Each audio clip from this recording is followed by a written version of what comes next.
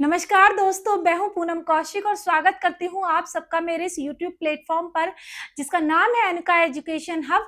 तो और बताइए आप सब क्या कर रहे हैं और आपकी तैयारी कैसी चल रही है। मुझे उम्मीद है कि यूपी टेट की और आने वाले सी टेट की जो सितंबर में होने वाला है उसकी तैयारी आप बहुत ही बेहतरीन ढंग से कर रहे हैं।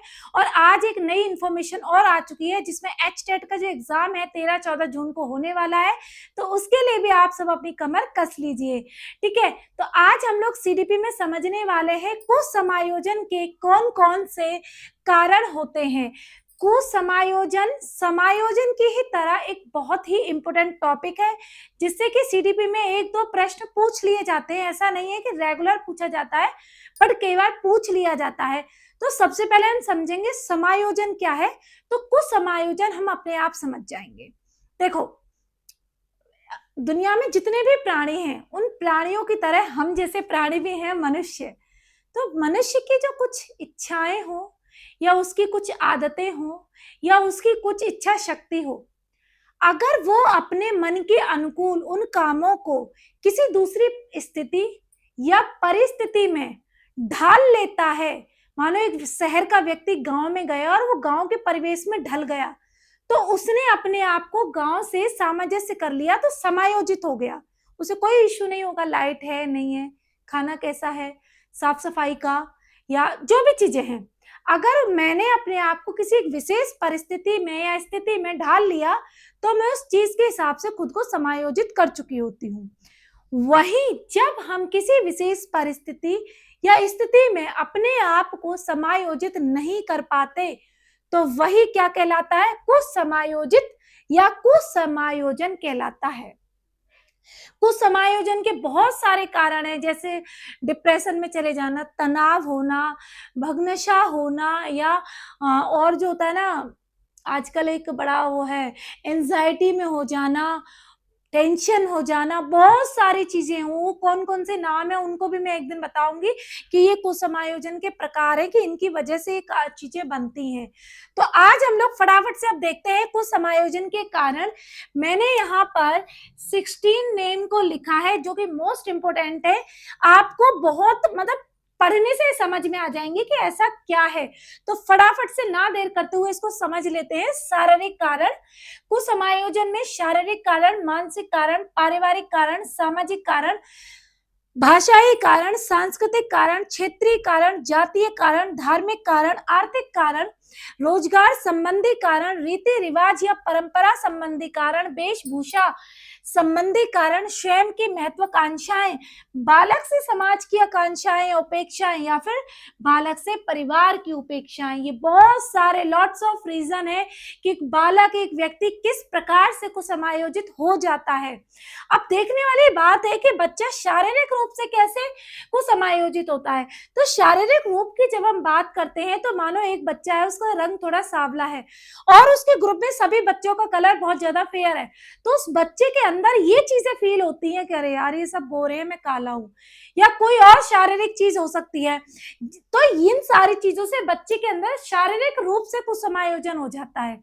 मानसिक की बात करें तो कोई बच्चा होशियार है, वो होशियार नहीं है, या फिर अगला जो बच्चा है वो मानसिक रूप से थोड़ा सा कमजोर है, बाकी सारे सामान्य बच्चे, तो भी उसको खेलने कूदने में दिक्कत होगी।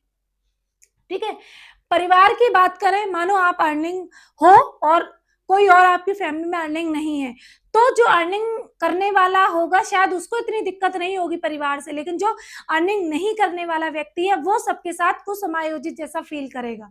ठीक है, फिर है सामाजिक कारण। कई बार समाज में कुछ ऐसी चीजें हो जाती हैं कि हम वहां पर खुद को फिट नहीं बैठा पाते, या हमें लगता है नहीं ये गलत चीजें हैं, ऐसे नहीं होनी चाहिए। भले ही वो चीजें हमारे लिए सही हो, लेकिन हम तो कहीं वीआईपी लौटे हुए ना कि अमेरिका रिटर्न है या लंदन रिटर्न है, उस तरीके की चीजें जब हो जाती हैं तो यहाँ पर सामाजिक कारण भी कुछ समायोजन के बन जाते हैं। भाषाई कारण की बात करें, मानो मैं भारत से रहती हूँ, भारत में मैं मानो दिल्ली में रहती हूँ, तो दिल्ली से अगर मैं नॉर्वे चली गई, साउथ अफ्रीका चली गई और मुझे वहां की भाषा नहीं आती और मुझे इंग्लिश भी नहीं आती, तो मेरे लिए बड़ी दुविधा वाली स्थिति हो जाएगी, क्योंकि मुझे भाषाई कारण हो जाएगा और मैं वहां के लोगों के साथ कोई भी कम्युनिकेशन नहीं कर पाऊंगी।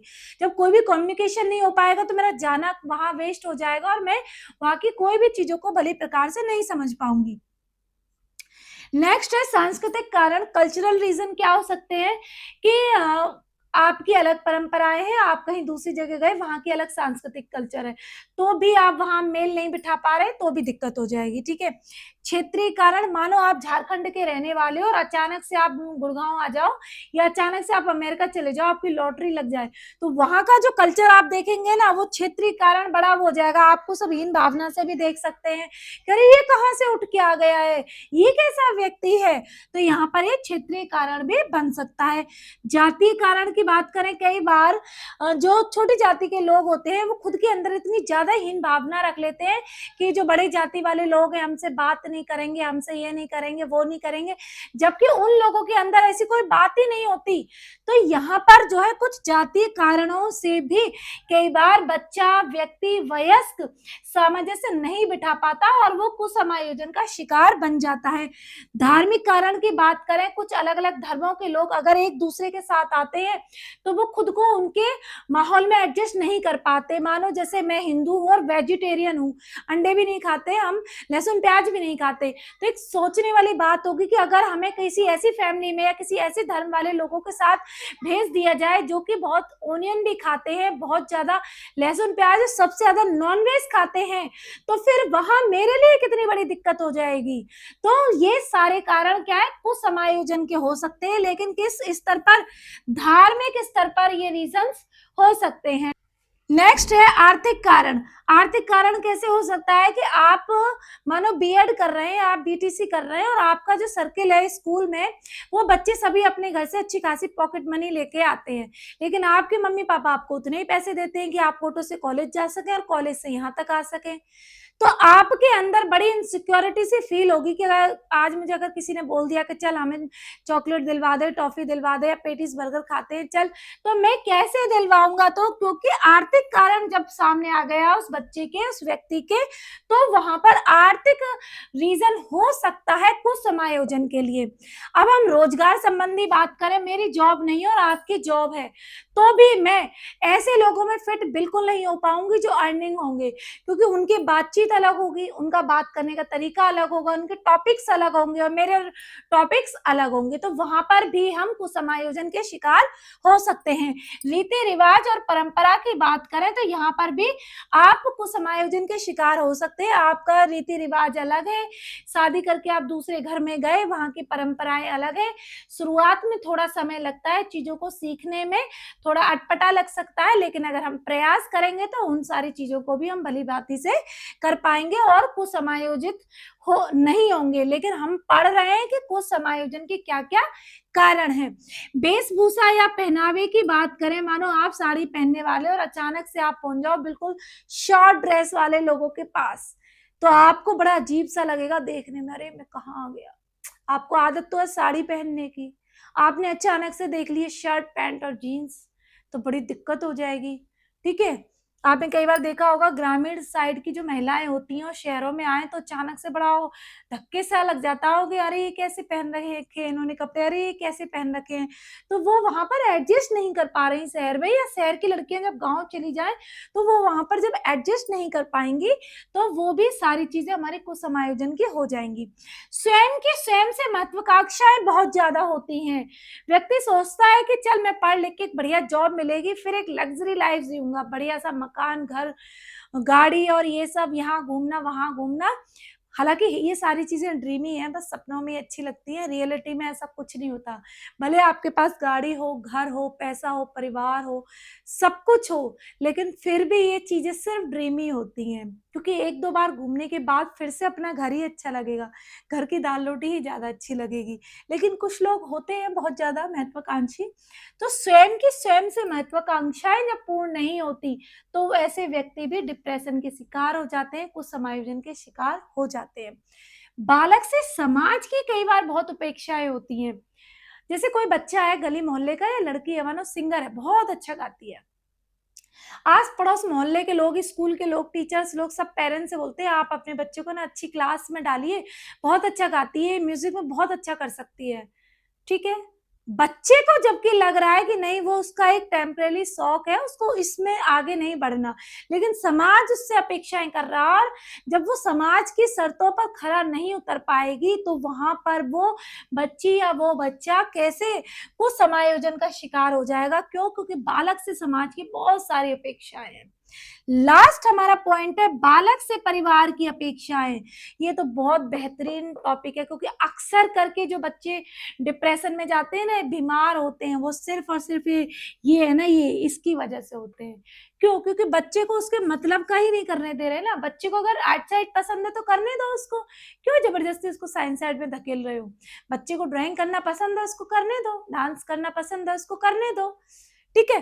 तो बालक से अगर हमने उम्मीद लगाई कि भाई हम चाहते हैं हमारा बालक आईपीएस बने, डीएम बने, वकील बने, ठीक है, डॉक्टर बने, या कोई बढ़िया सा बिजनेसमैन बने, लेकिन बच्चा बनना चाहता है म्यूजिकल क्रिएटर, बच्चा बनना चाहता है सिंगर, बच्चा बनना चाहता है पेंटर।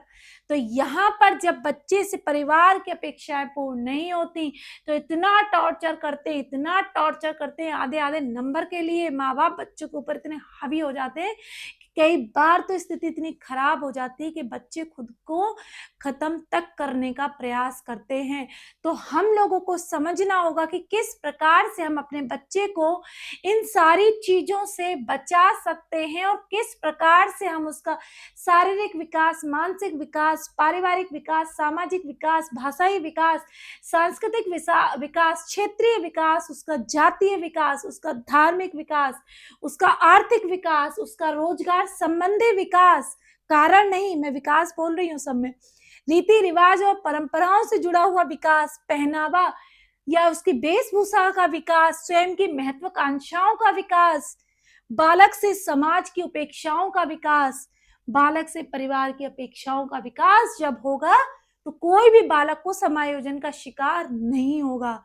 जब ये सारी चीजें होती हैं तभी बालक एक स्वस्थ स्वस्थ मानसिक स्वस्थ मानसिक विकास का बालक बनता है, और ऐसा बालक फिर पूरे समाज को ऊंचाइयों पर लेकर जाता है। तो ये सारी चीजें हमारे एग्जाम की दृष्टिकोण से बहुत सरल थी। आई होप कि इन चीजों के अलावा और भी 2-4 चीजें आपकी क्लियर हुई होंगी। कैसी लगी वीडियो कमेंट करके जरूर बताना, चैनल को सब्सक्राइब करते हुए जरूर जाना। तो चलिए मिलते हैं फिर से एक नई क्लास में एक नए टॉपिक के साथ, तब तक बने रहिए हमारे साथ। जय श्री कृष्णा।